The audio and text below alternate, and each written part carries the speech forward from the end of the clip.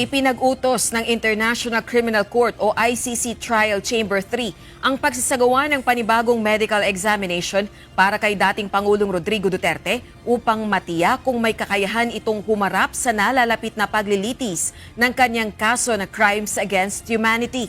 Itinalaga ng korte ang parehong tatlong eksperto na sumuri sa dating Pangulo noong pre-trial stage noong nakaraang taon upang tingnan ang kasalukuyang estado ng kanyang kalusugan at kakayahang makilahok sa paglilitis. Kabilang sa kanilang susuriin ay kung naiintindihan ni FPRRD ang mga sakdal laban sa kanya, mga proseso ng korte at kung kaya niyang makipag-ugnayan ng maayos sa kanyang mga abogado.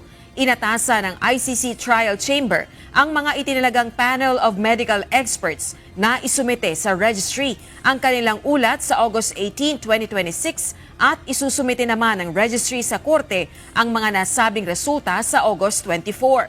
Samantala, nananatiling sa November 30, 2026 pa rin ang itinakdang pagsimula ng paglilitis. Nananatiling nakatuon ang House Prosecution Panel sa target na 16 na boto para makuha ang conviction ni Vice President Sara Duterte sa impeachment trial. Sa gitna ito ng usapin ng quorum sa Senado dahil sa detensyon ni Senator Jinggoy Estrada at pagtatago naman ni Senator Bato de la Rosa pusod ng arrest warrant ng International Criminal Court o ICC laban sa kanya. Ito ang balita.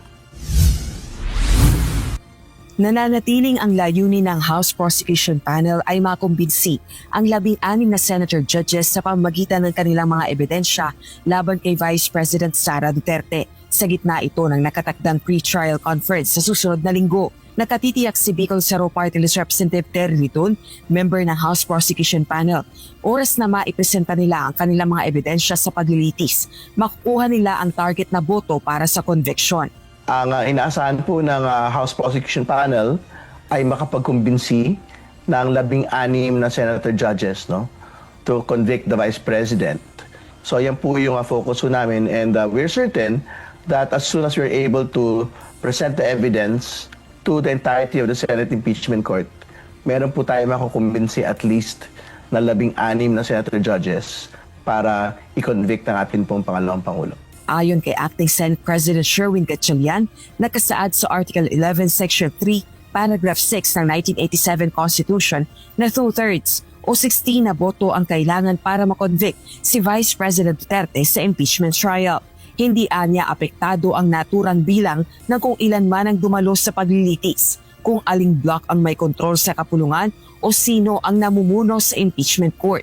Kasalukuyang nakadetine si Senator Jinggoy Estrada sa kasong plunder at nagtatago naman si Senator Bato de la Rosa bunsod ng arrest warrant laban sa kanya ng International Criminal Court dahil sa kasong crimes against humanity. Gayunman, may ibang pananaw dito si Lead Public Prosecutor at Batangas 2nd District Representative Jerry Luistro. This impeachment trial is one of the instances when the representation of the interest of the Filipino is very much needed. So kung hindi mag-attend ng trial, hindi mag-attend ng botohan, how can we say that they truly are representing the interest of the Filipino people? What the Constitution provides is 2/3 of all the senators. It used all. It did not use 24. So it is important to hear as well what the Supreme Court will say about this. Ganito rin ang posisyon ng private prosecutor na si Attorney Lorna Capunan. It should be 2/3 of the members who can attend and vote and participate in the proceedings. That is the intent of the Constitution.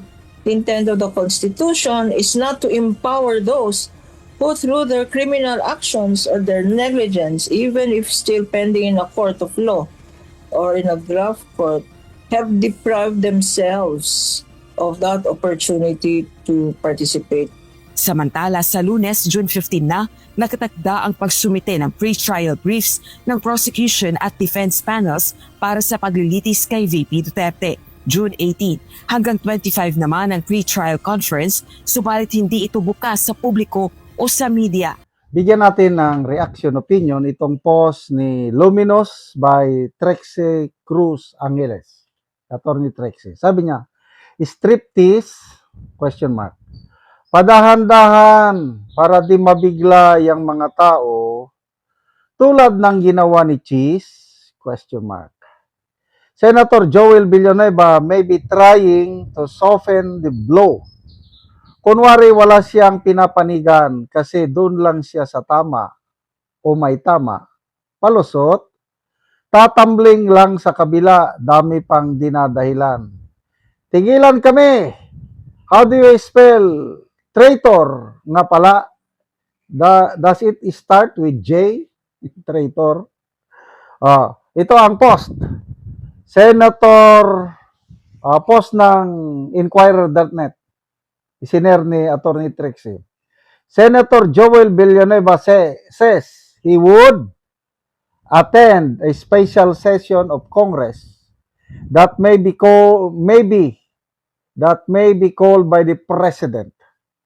Sa pagkakataon na magkaroon ng special session, tutuparin po natin ang ating sagradong tungkulin sa ilalim ng ating saligang batas. We will be there. Yan.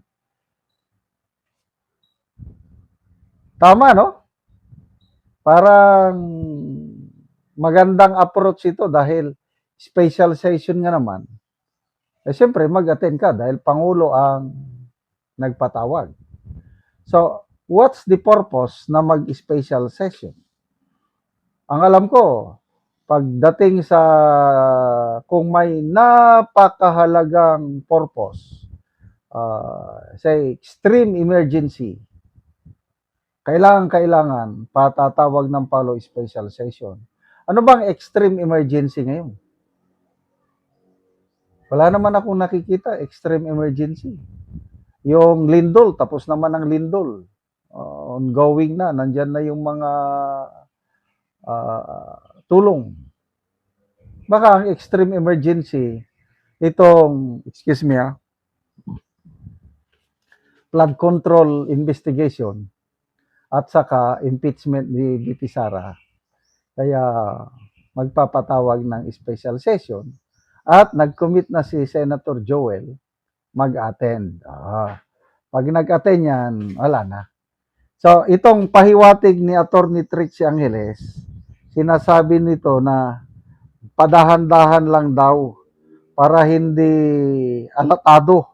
Hindi katulad ni Chis Escudero na nabigla na lang tayo, nandun na. Nag-attend na sa session kasama ang SB11, so naging 12 sila. So ito si Joel, hindi pa naman bigla ang mag-attend sa, hindi siya biglang mag-join doon sa grupo ng 12, kundi dinaan lang mula sa special session ng Pangulo. Kaya lang, ano ba yung paratang akusa ni SP Cayetano? Di ba itong Gatchalian Black is Senate of Malacanang? Na kahit anong sabi ni Rapi Tulfo, hindi kami nagpapadikta ng Malacanang. We are on our own. Hanggang ngayon, hindi maipaliwanag ni Senator Gatchalian yung kanyang napakagandang post sa kanyang Facebook page na dapat 16 ang bilang ng mga senador para makonvict ang isang impeachable official dahil yun ang tama. Bigla niyang binura, dinilit. Anong dahilan? May nagalit? May tumawag sa kanya? Yun ba yung hindi nadidiktahan? So, humanda na po tayo. Patutungo talaga dyan. Sige lang. So, -1, 13 na sila. Yun. Formally, makuha na nila ang Senate leadership. No problem. So, 13 sila and 11 na lang itong nasa kabila. Kahit nakakulong yung dalawa, 11 pa rin. 13, 11. So, what's the problem? Impeachment? Panalo kayo? Hindi Kailangan nyo pa rin ng 16. Flood control? Bahala na. Kung ayaw na nilang maimbestigan yung flood control ngayon, so what? Sayang. Yung nakahanda pa naman na Fearless 14, Magnificent 7. Dami pang testigo na ilalabas sana. Kailang kung formally na nilang makuha, say, darating. Ako, nakikita ko na rin to eh. Bibigay. Bibigay at bibigayan. Sasama yan sa grupo ng Gatchalian Black. I hope I am wrong. Kasi kung mali ako, ay di mas maganda. Para 12-12 pa rin. Kailang darating at darating tayo dyan. Mga kapwa ko DDS, huwag na kayo mabigla.